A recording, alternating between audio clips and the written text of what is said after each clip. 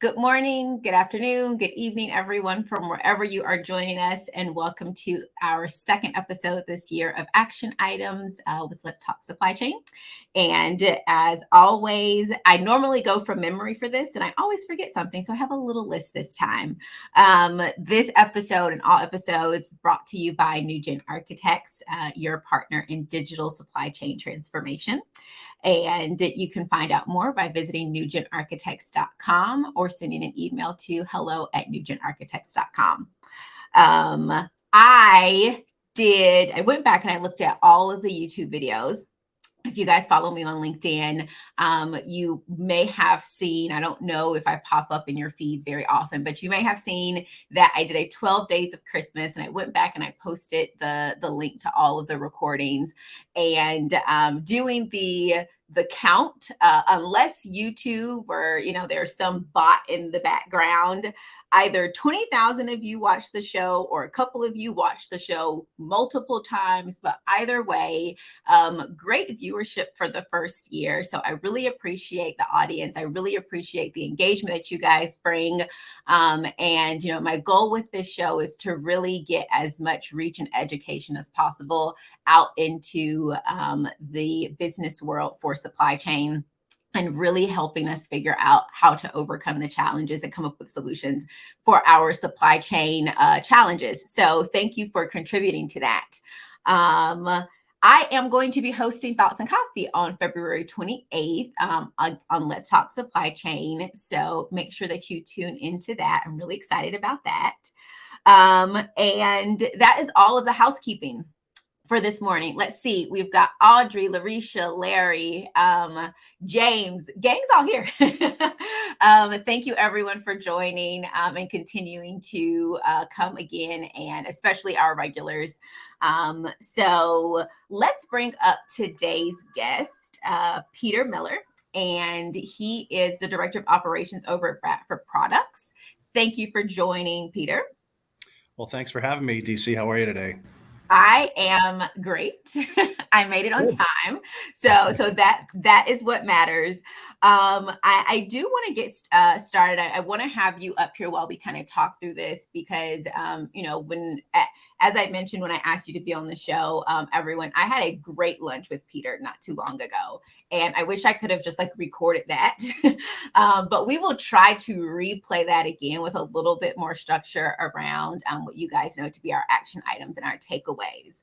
But I really want to focus the next couple of episodes, perhaps even the entire year, around where we are in the state of manufacturing.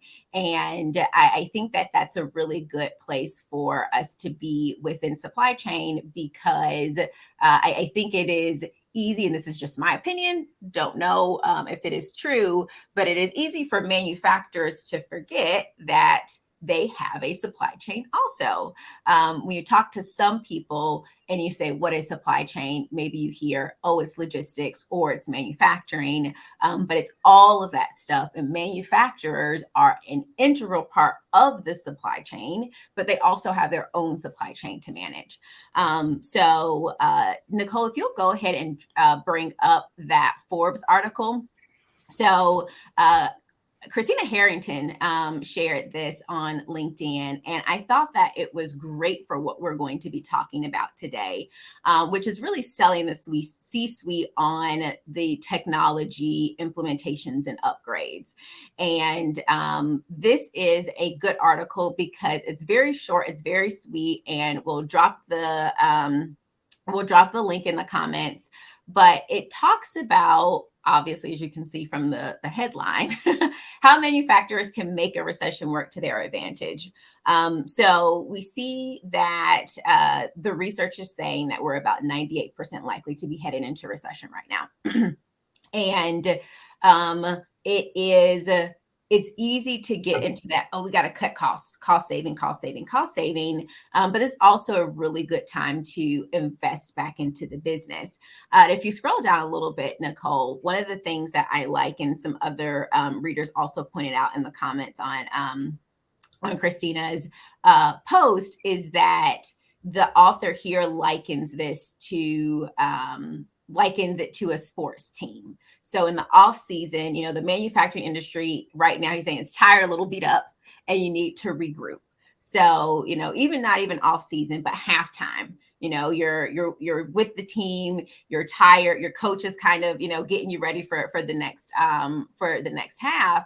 And it's a good time to really put things into perspective. So Peter, one thing that I did notice through here, and I was like, oh, I don't know exactly how true that is, that the author does say it's downtime. But, as you and I talked about, we do talk to, we're a corporate member of the Modular Building Institute, and we talk with a lot of prefab and modular manufacturers. They're not necessarily slowing down. There's still a lot of construction, even with the earthquake that just happened.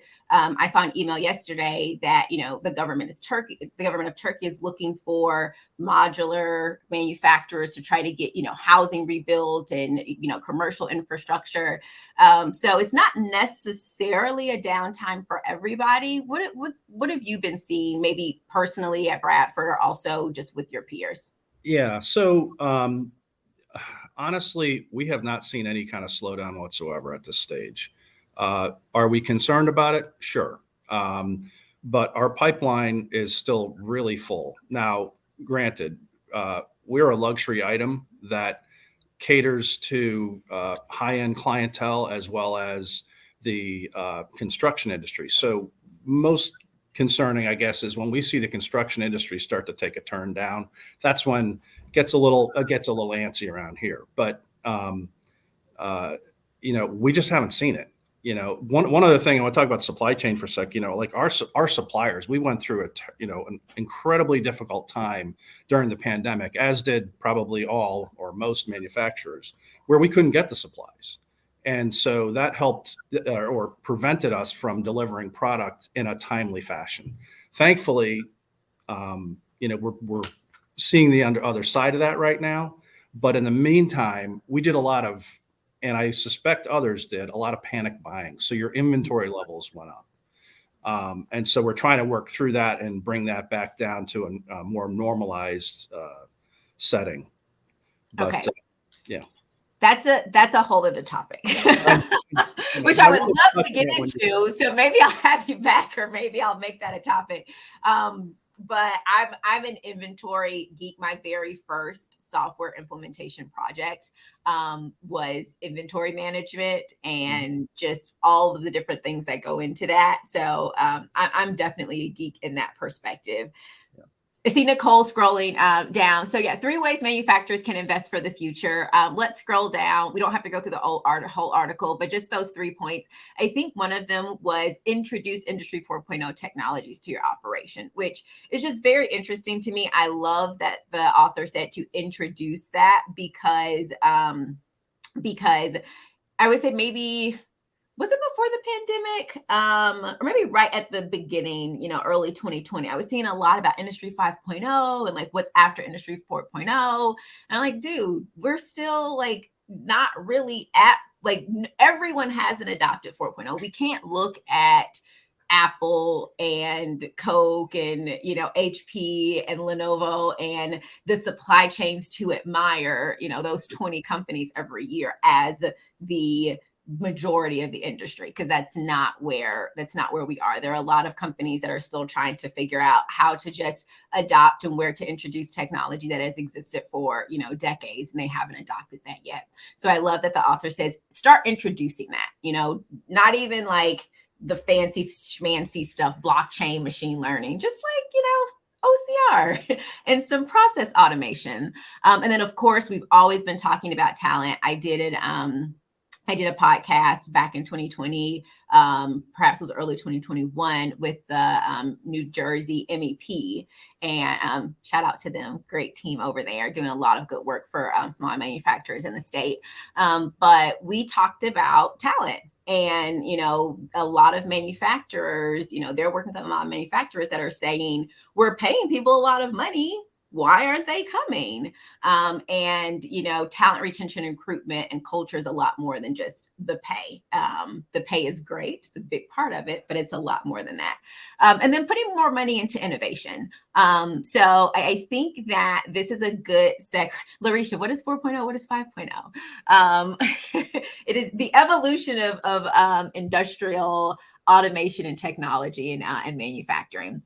I think this is actually a good time, Nicole. We can take down this article. Anyone can go back and take a look at it and read it. I also have it shared on my LinkedIn.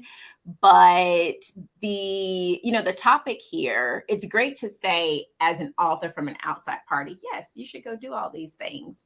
And what we talked about here is it's a little bit harder to say, yes, Mr. Mrs. CEO or president, we should do all of these things, because especially in a world where our pipeline is full, like we're busy, we're fine, like we're profitable. Why? So that's what we're going to be talking about. We're really going to be focusing on how to get our leaders who might not necessarily be all gung-ho and excited about the software implementations and technology upgrades, hardware also, and really talking around some tips and tricks of how to get that going within your organizations. And the first action item that we have is, I believe, considering the audience. Yes, considering the audience. So what I was thinking about here, Peter, and I would like for you to weigh in. It's really easy for us to say, from our perspective, we're dealing with and we're seeing these things happen, whether it's the shop floor, we're working with, our external partners, we're talking to them every day. The C-suite, or the person who, has the purse strings and is writing the check, doesn't necessarily feel that pain. So you have to communicate with them in a way, and just remember that they don't feel the same thing that you feel. And they're not going to make the move unless there's pain and urgency. So how can we communicate that pain and urgency, to that level of the organization that's not necessarily feeling it every day? Right. Well, I think the first thing, like in my experience, has been that you have to understand what the ultimate goal of ownership is. Where are they really trying to get to? And depending on the size of the company and whether it's, privately owned, family owned, what have you, you've got to understand where do they want to take it. And once you get a good understanding of that, like in my case, when I first came to this company many moons ago, the owner said, well, I want to be $100 million company one day. And I said, well, that's great. And he said, but I really don't know what my cost structure is. And I really not familiar enough with, what I should be buying and when I should be buying it. And so you have to start answering those questions for these folks first. You got to get in and dig in and kind of look around. And what I did was I spent a couple of weeks and I dug into the company, and I was new. So I was meeting people and understanding what the new, what their processes were and so forth. And once I kind of had a grip a little bit on that, I went back and said, well, you have no system, right? And so they had a lot of great people, but a lot of stuff was in people's heads and it was written on paper, or there might have been a spreadsheet or two kicking around someplace. Now, granted, when I joined this company, it was small, much smaller. We've grown 83% since I've been here, but the keys, I think, are understanding what their goals are, or at least getting them to tell you what their goals are. And then you have to go find those areas within the company that there are pain points, or there is either areas where, because you don't have the technology, you don't have the data, so you really don't even know what you're doing. And you've got to then identify those areas. For example, I mentioned inventory before. When you start looking and digging into inventory, are we keeping the right amount of parts? Do we need different types of parts? Those kinds of things. Well, how are you going to get that? You're going to get that if you have a good system. You'll be able to identify and understand what your needs are. But until you do that, it's kind of I suppose there's spreadsheets all over the place. People might have spreadsheets, or they might have other ways of doing it. But until you get the technology put in place, you're never going to get there. So how do you convince them to do it? I think you've got to identify those pain points and then bring them up and bring them to their attention. There has to be obviously some sort of financial connotation to it all, so that they understand that, because usually when you talk money, that's when the boss pays attention. Right. And so, I would key in on those types of items as well. Yes, that actually reminded me, and it is a good time to throw in the other link that I wanted to do a while ago. We've been here 15 minutes, a couple of minutes ago. Nicole, the SCM Dojo course. So very relevant to what Peter just mentioned, and it's also one of our action items. We'll go into it a little bit more. But at this level, it has to make financial sense. You have to have a financial business case around it. And, I always tell my team, and then when we're talking to prospects, we are either going to help you make money or save money. So and that's what it has to come down to from the C-suite perspective. Even if it's something I say qualitative or touchy-feely, employee retention, or this process is just really clunky and really hard, and I hate it. I mean, employee retention and turnover has a financial cost to it. Hiring and attracting the best talent has a financial cost and can be quantified, especially when you're talking about, I want to scale and I want to become, this $100 million company. So make sure you guys check that out on scmdojo.com. There's also, I think, a supply chain digitalization bundle that includes that course as well as some other courses. And they're about an hour and a half long. It's not something that's going to take you a ton of time. And it is full of knowledge and tips and tricks. I also wrote down another note here that I cannot read. So we'll skip over that one. Maybe it'll come back to me. But Audrey, I did see the comment popped up that she said this is a challenge for her too. And I think it's a challenge for a lot of people. And one of the reasons why I wanted to talk about this is because I've had this conversation several times. It's one of the more common conversations that I do have, where, people that I've done work with before, I've received a text message before that said, I'm trying to convince my boss to keep this thing going, that we need to invest in continuous improvement, et cetera, et cetera. But the only thing I can think of is cost avoidance. And, that's head count. Like, can you help me figure out some other things and figure out the financial business case around it? So it's very important to do that. I like how you said observe, get the data, and find the pain points. I think that there are so many times where, like, we just see, oh, this is broken, we want to fix it, especially in supply chain. I see all the time, like, we're problem solvers. That's what we want to do. We just want to solve the problem. But a lot of times you have to just sit down and be quiet and observe and see what's going on and why it's happening that way now. Because many times it is a deeper cultural thing that you have to kind of think about. And I like that you also mentioned understand what the goal is. And I know that we're talking about, from top down and us working to convince our leadership, but we also have to understand what the goals and objectives are. So there is also the responsibility of the leadership to communicate what those goals and objectives are and what that means for every person. And we've talked about this on, maybe another episode. And if we haven't, I'm happy to talk about it again, of, bringing people along the journey and communicating the what's in it for me. Because even if I, as a leader, want to get to that 100 million, if I don't have the team that either, one, knows that I want to do that, and two, understands how we're going to get there and what that means for them, then you're stuck. So it's a two-way street. I wanted to touch on the people part too, because that was one of my other notes that I made is, I look at process, people, and technology, those three things. And when I think about people and I think about my own experience at this company, and I'm sure it's similar in other industry or other companies where it might be smaller, and maybe there's family, and maybe they've employed friends and they've got family members that work there.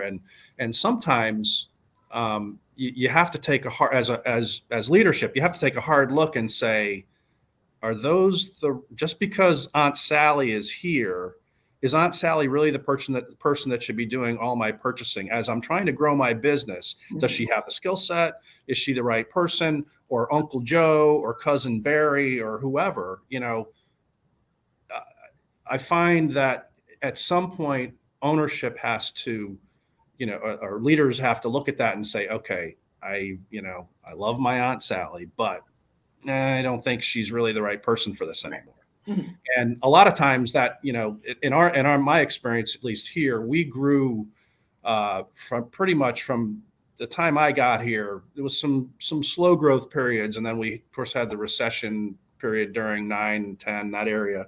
But we've been on this trajectory, and in order to maintain that trajectory, it was evident that we had to improve our people and improve the quality of our people and the level of knowledge and understanding that they have in business or in specific areas such as, say, estimation um, or purchasing or those kinds of things. And so we've improved and added staff and so forth in those areas. But the people are so key, and you've got to have the right folks with the right mindset.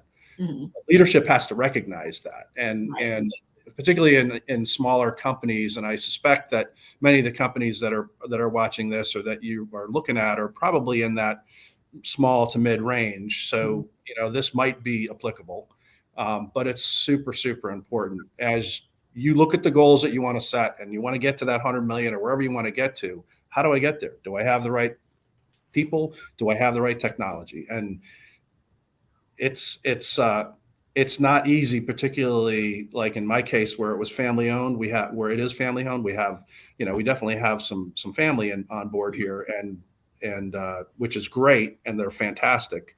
Um, but it's always been, sometimes in the past it was a challenge with getting the right people in the right positions. Right, exactly. And a couple of people here are commenting that they definitely agree with that. And people is something that the people aspect is something that we talk about. But I really like that you talked about the growth and continuing to see that trajectory.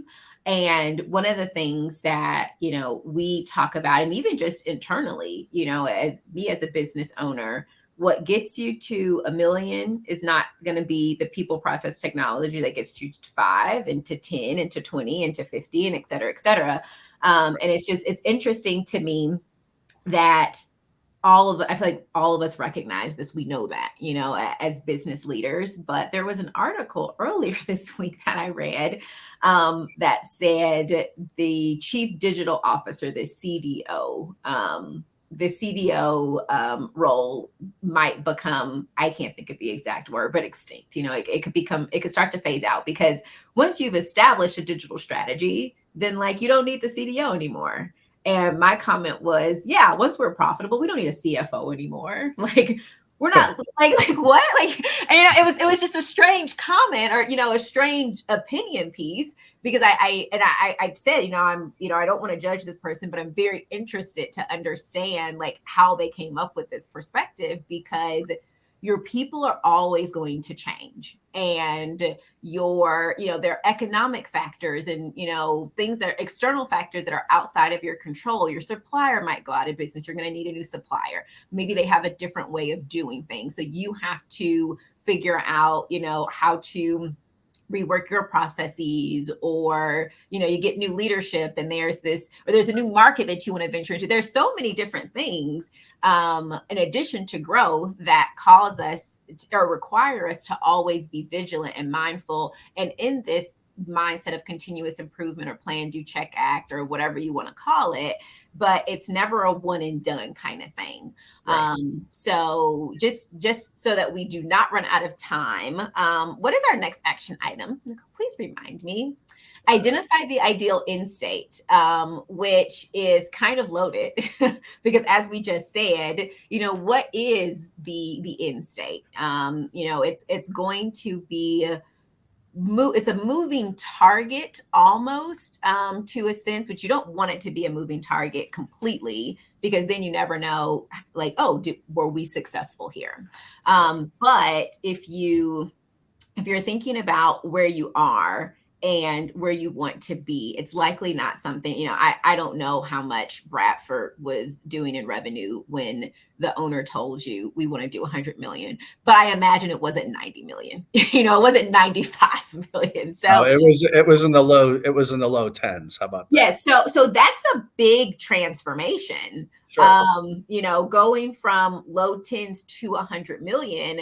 I'm sure you weren't like, okay, boss, next year it is. Yeah, we'll get there. Yeah, sure. Let me do this. I We're mean, gonna do one of the first things I came back to tell him was, well, you don't have a system, and that's why you don't know some of the things that you're asking me. And if you that. ever want to get to $100 million, the first thing we got to do is we got to go find some kind of system. We got to find an ERP that will help you understand your cost structure, get your financials in order in one place, and so forth.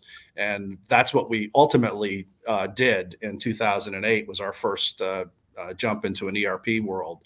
Um, Unfortunately, we didn't do a full implementation at that time Mhm. due to some internal restraints that presented themselves at the very last minute. So our financial system continued to operate under a different realm, and we maintained all of our inventory control, labor cost tracking, purchasing, and other types of things in this ERP system. And we ran that for about 12 years, which helped us get a handle on what our costs were, and it helped us to understand what it took to manufacture the products that we make. But what it didn't do is it didn't intermix with the financial side of the systems that we were running here. So there was always kind of this: are we really doing that well, or are we doing? It just didn't work. So Right. ultimately. Um, and I don't know And where that's I'm. where that continuous improvement came Well, in. yeah, and that's exactly what, you talk about what, you really have to know what you're trying to accomplish. And go back to those goals. We talk about, if you don't know what the goal is, you really don't know what you're aspiring to be one day, right? And so I think that identifying that end state is to, okay, well, if we want to get here, how do we get here? We've got to put systems in place. We've got to put good quality people in place, and importantly, we've got to refine and potentially change our process, and figure out where are those places or those instances where we can achieve better efficiency, all of those kinds of things. And fortunately for us, and for many years we ran on this old what I'll call an old kind of legacy ERP system. And in 2020, when January of 22, we implemented a brand new ERP system which combines everything under one umbrella, and now we have a really good, solid foundation and understanding of all aspects of our business living in one place. So it's been huge, and we've celebrated our first year live in that system just this past January, and are now kind of in a very stable environment. And at this point now, beginning to tweak and fine tune some of the system and provide our leadership with much more meaningful data, Right. uh, So which when you will help them make identify better decisions. Right. So when you identified that ideal end state, it wasn't the ideal end state of 100 million. No, It was no. the ideal end state of, okay, we're going to do this first. So Continuous improvement. right, let's check that box. Let's measure success. Okay, that didn't really work out. We're going to look for something else, but always the continuous improvement. Audrey had a question. Do most companies need a CDO level person, or is management level workable to keep the implementation strategy moving forward? I have an opinion, but I have opinions about everything. What do you think, Peter? Well, um, I'd like to hear what you have to say first, but go ahead. You take it, and I'll think about it a minute. So I don't think, for when I think about most companies, I do think, just statistically, small and medium businesses are most companies. Those small businesses that you mentioned before. And now I don't think you need a CDO or a CTO, at least not as a full-time role. I think that you can very much, maybe there's a board, maybe there's an advisor to leadership that does have some understanding of digital strategy and technology. But to say that, a small business should go spend the money to have a CDO or a CTO, I don't think it's always necessary. Of course, it depends, is the typical answer. All businesses are not created equal. But to even say most companies need a CDO level person, I would say the answer is a kind of easy no. And yes, there are ways for management to, I think, be digitally conscious, and technologically aware of what is out there, and lean on consultants or advisors to come in and do a couple of projects or some assessments and provide, some road mapping ideas. But if within your culture, that you want to become a digital or, a data driven culture, a technology driven culture, whatever that looks like, then you don't need that full time role as a CDO or CTO. No, I would agree. I would agree with that. I don't think you do. And like in my case, in my experience, in a small business, let's face it, you wear many hats, right? Yes, you're the So CDO, Peter. yeah, I was. I mean, I implemented in 2008, and I implemented again in late 21, early 22. So yeah, I'm that guy. But I think, and it's not easy, because we all have our regular day-to-day jobs to do, and we all have the things that we need to focus on. But in our case, we found, I led that charge, but what I did is I pulled together internally a really strong team. I was fortunate that I was able to draw on some 5 really great people who each represented a different piece of our business to kind of be that change champion, if you will, when we did our last ERP implementation. And so the 6 of us kind of collectively pulled the whole thing together. And I think I'm sorry, I don't recall the gal's name that posted the question, but you don't need a specific CDO. You need to be able to dedicate, and your leadership has to allow you to dedicate the resources within your organization to carry out whatever initiative it is that you're trying to accomplish. And that's how it worked for us. And we were successful, but it was only successful because I was able to tap some good resources here. And they don't have to be they don't have to be the smartest people in the world. They have to be dedicated. Mm-hmm. And if they work hard and are passionate about the cause, that's half the battle right there. Right. I like that you mentioned the committee and having like a tiny little army, because when we're talking about people, you do have to have buy-in. So it's easier. I would imagine it's easier to sell it to the C-suite when you say, hey, the director or manager, like this very important person in every single department, we all agree. We are all coming together to say, this is what we need to do as a business. We know what your goal is. And as a digital committee, we've decided that this is going to be the best way to start. Power in numbers. What's I think number 3 and number 4, we've already kind of touched up on number 4. Let's just go ahead and throw up 3 and 4 since we're running up on time. So quantifying the risk, and then quantifying the benefits of taking action. And this is where I was going when I was thinking about, that particular thing. We talked about building the business case. We talked about the financial numbers. And I think there are 2 sides of that coin.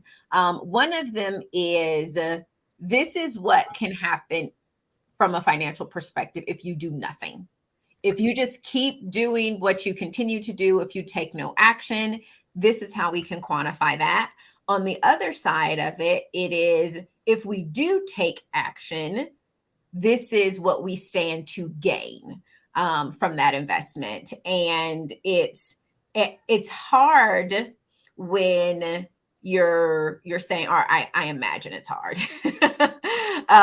It's hard when you're saying hey, we want to spend this money to make money in potentially a how do I phrase this? A world or a realm or perspective that leadership hasn't thought of before. You have to invest in raw material to make stuff.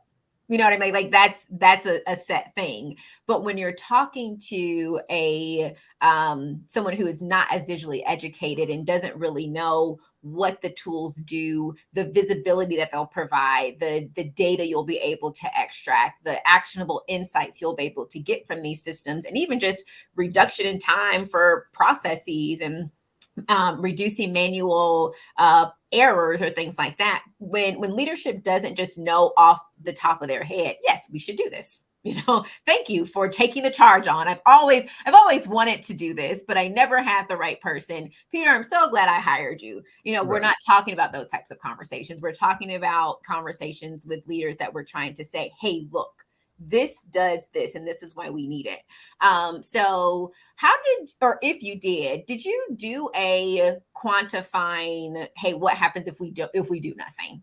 Or was that as easy as saying you're not going to get to 100 million? It's just Well, it was pretty much as easy as that, but it was also that there was so much um, without moving to the next level ERP that we went to.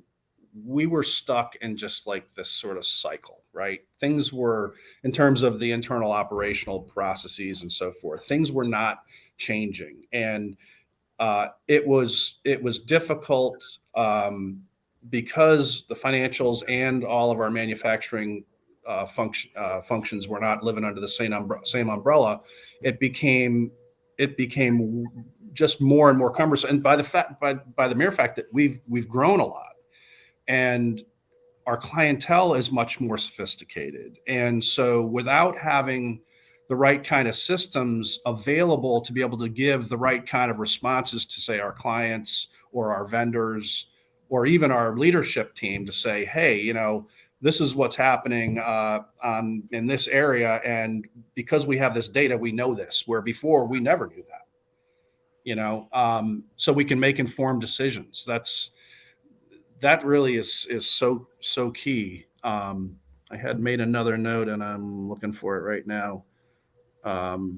But uh, really, it really came down to for us to, um, if we don't do these things, we're going to still stay in this cycle of confusion and not moving forward, right. and There and are that's two going to things. prevent us from ever getting there.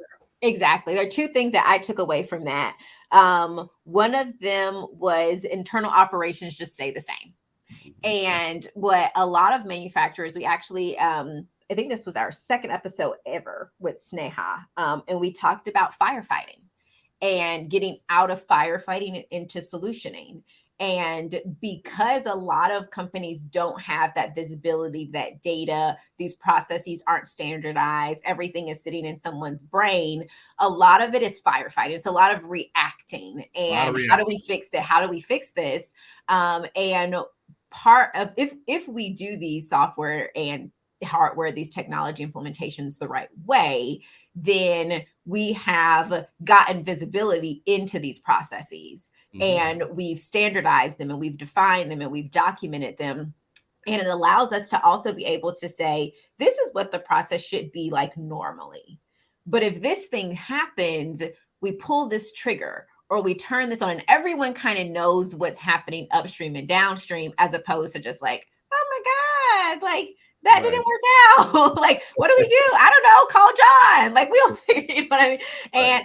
And that takes away from the time, energy, mental capacity that your resources have to be thinking about those strategic things. The other thing that you mentioned was customer expectations, and thinking about the voice of the customer. If you grow, the customer, then the clientele that you have at one size is not the same clientele that you're going to have at another size. We hope, of course, to continue to bring along, the customers that we've had. But I spoke with a 3PL owner earlier this week, and he's ready to grow and get more capacity. And that means bringing on larger accounts. They're going to be do larger volume. So he has to have different systems and processes to support those types of customers.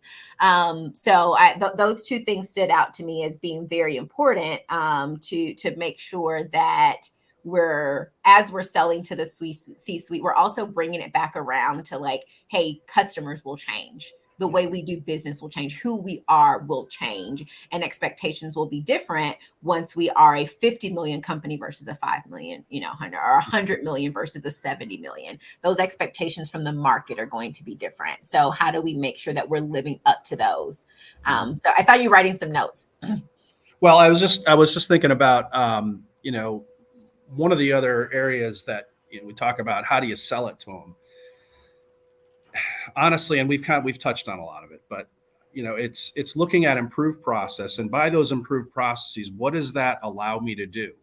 Does it allow me to take resources from one place maybe, and I can shift resources internally where I know I need more help over in this department, or maybe, and this was not a goal of ours, was to eliminate positions, but we were looking at a lot of the old process and we're going, why are we doing that? This new system will really kind of address a lot of that.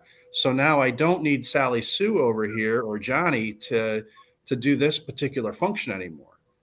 And as it turned out, I had somebody retiring, and I was like, well, I don't need to replace. You don't need to refill that. I don't need to replace it, And so those are the other benefits that you get. And it's part of the sales proposition to ownership to say, hey, we improve process.